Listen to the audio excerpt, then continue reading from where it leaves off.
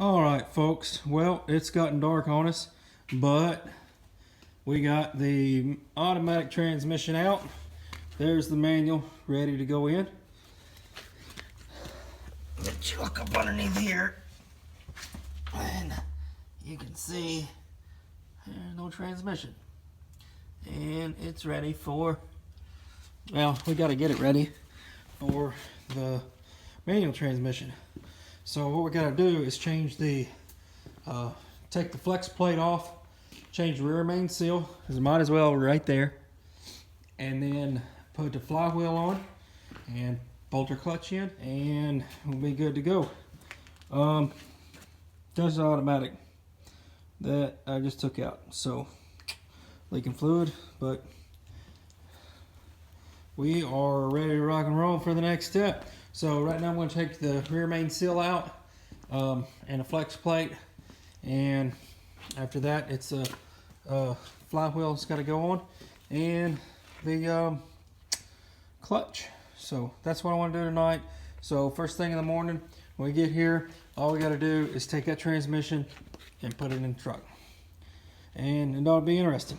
Good morning folks. So today we'll give you a little recap this morning. What we're going to do is we're going to put the manual transmission in today. That's the only thing that's left is a new transmission going in. So it's exciting. Hopefully I'll be driving it before noon today. So it's about 7:30 this morning, and I'll leave here in the next 30 minutes, and I'll get out to the shop and we'll start working on it. Now, so we got our clutch pedal installed, which y'all seen that video. And the ECM, a slave cylinder put in. Y'all seen that on the videos.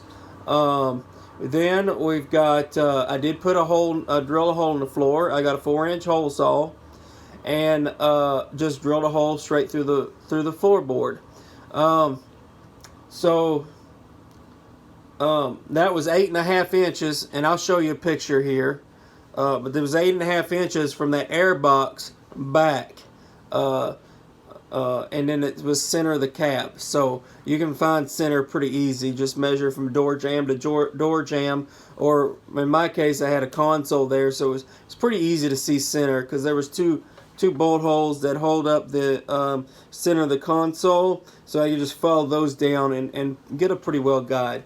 Now it's about 3 inches for that little piece that comes up through the floorboard, but now I drilled out, I got a 4-inch hole saw, so that gives us a little room to play with. So I got the hole drilled in the floor, and I'll show you a few pictures of that. I didn't video it. It was too hard to video with the tight space in the cab, and me trying to drill. You really couldn't see anything. So I'll show you a few pictures of where I measured, and we'll go from there.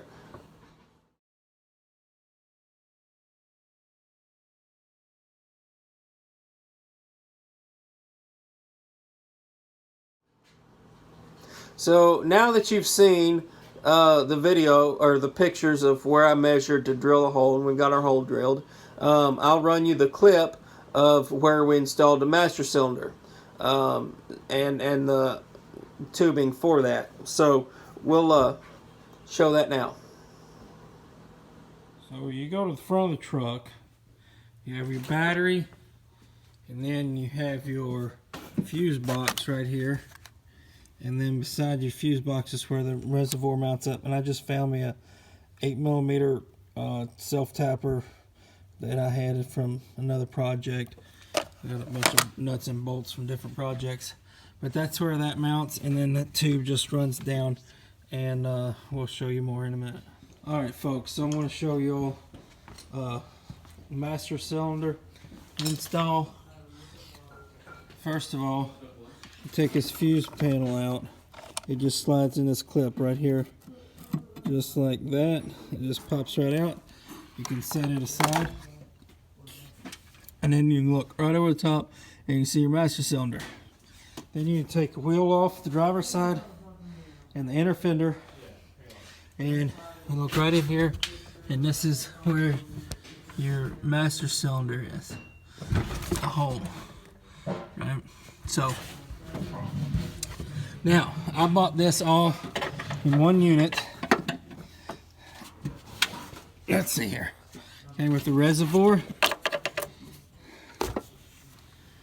And the reservoir goes down to the master cylinder right there. And then I'll show you back here that the tubing goes down through there. Now there's a hole in the frame right here. So basically you route this tubing from the master cylinder, it loops down, you run this right through that hole and it goes to your transmission. Okay, and then this, so it should look like that when you get it in. Right now, to install this is going to be installed level, kind of like that. So you push it up in there, and you twist it left to tighten it up. It goes left to right.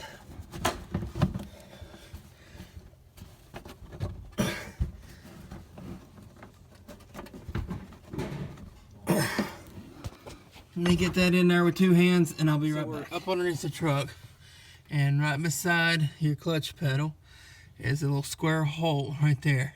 That's where your master cylinder feeds through. So you have to make sure it lines up. Now back toward the outside of the truck against the firewall, you should see it cocked somewhat like that. And you just need to push it in and then twist it to the left.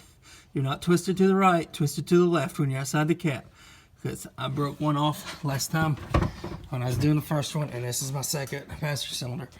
So that's very important. So what I had to do to get this in there is take a 1-inch wrench and slip behind here and just push, turn it left. Left will lock it in. Do not turn it right. It is not designed to turn to the right. It's designed to turn to the left and lock into place. So after that, you can just slide your boot where it belongs, and you ought to be good to go. Okay, there it is, locked inside the cap. So it's seated good, and it's locked in. I'll put this clutch rod right up in here. And then, okay, so you can see that rod comes down and hooks into there, and there's your clutch. All right, so we got our master cylinder in, and we've got all the plumbing in the reservoir in. So now we'll show you the video of the flywheel.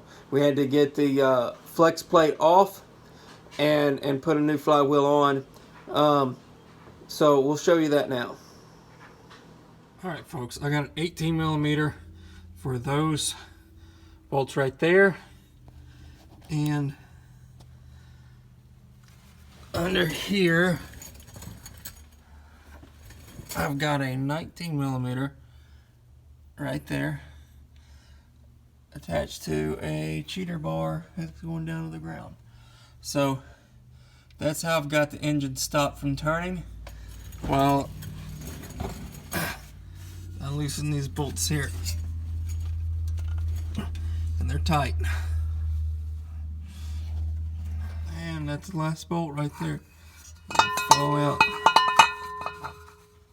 Alright folks, I got the flywheel in, and these are 18 millimeter, and now on these they're hardened steel bolts. These are not the same bolts that were used for the flex plate. I got these out of a 2.9 liter, about a 90s model Ranger, and so that's where those came from. But if you're doing the swap, make sure that you don't expect to use a flywheel, or I'm sorry, don't expect to use the flex plate bolts.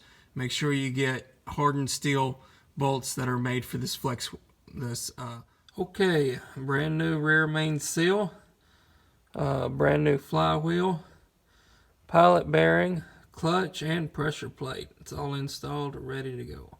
So I believe we are ready for a transmission first thing in the morning. It's important to know, you don't need to use the bolts that came off the flex plate. These bolts that came out of 2.9 were hardened steel bolts. That's what you need to get. So get the hardened steel, torque them to about 50 torque pounds, or torque them to 50 foot-pounds is all they need to be torqued.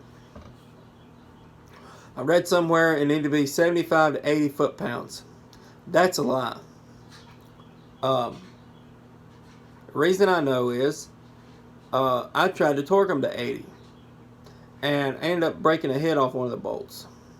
So I was way too tight. And then, I mean, I'm straining to get them to 80.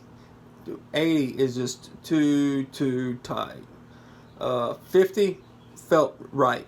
50 foot-pounds, it felt like they were good and tight. They weren't going anywhere. And I feel a lot more comfortable torquing them to 50 foot-pounds than I did trying to get them to 80. Alright, folks, we'll give you a little sneak peek. Oh yeah, been driving the truck, been doing pretty well. I'll give you the rest of the process in the next video. But until then, give me a thumbs up if you like, and subscribe if you want to see more. So we'll catch you on the next video.